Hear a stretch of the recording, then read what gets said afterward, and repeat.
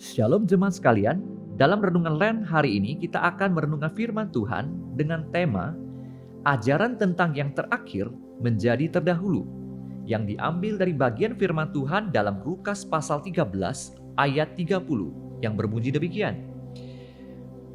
Dan sesungguhnya ada orang yang terakhir yang akan menjadi orang terdahulu, dan ada orang yang terdahulu akan menjadi orang yang terakhir.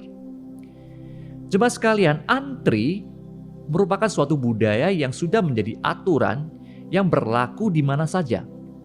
Siapa yang lebih dulu tiba akan lebih dulu dilayani. Siapa duluan tiba akan lebih dulu disambut.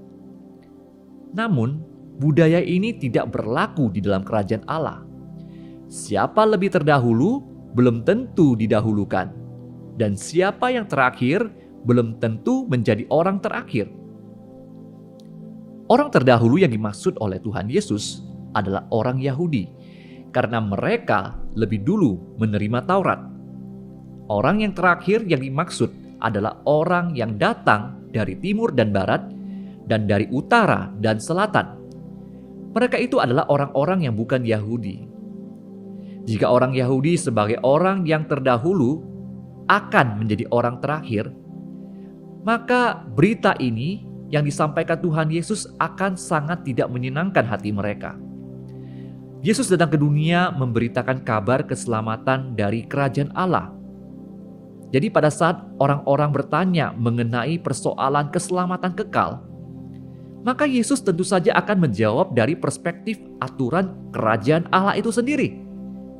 Orang-orang dunia akan sulit menerima aturan kerajaan Allah karena bertentangan dengan budaya dunia. Seperti yang terjadi di dalam perumpamaan tentang orang-orang upahan di kebun anggur dalam Injil Matius pasal 20 ayat yang pertama sampai ke-16.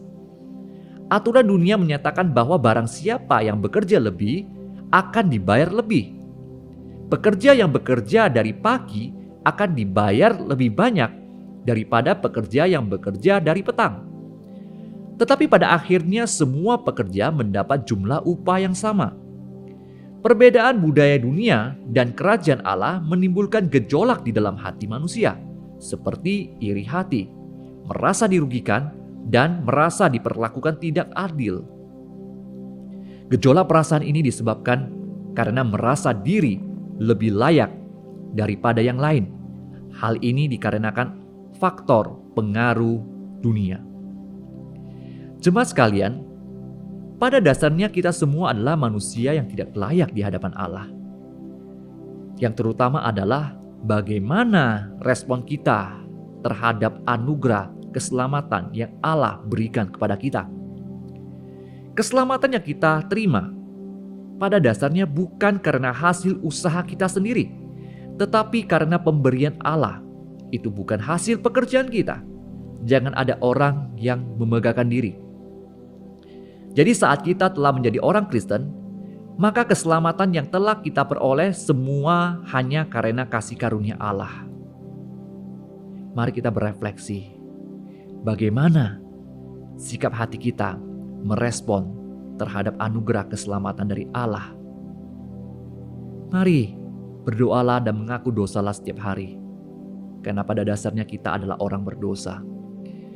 Biarlah kita senantiasa bersyukur atas kemurahan hati Allah yang dicurahkan untuk semua orang, termasuk kita.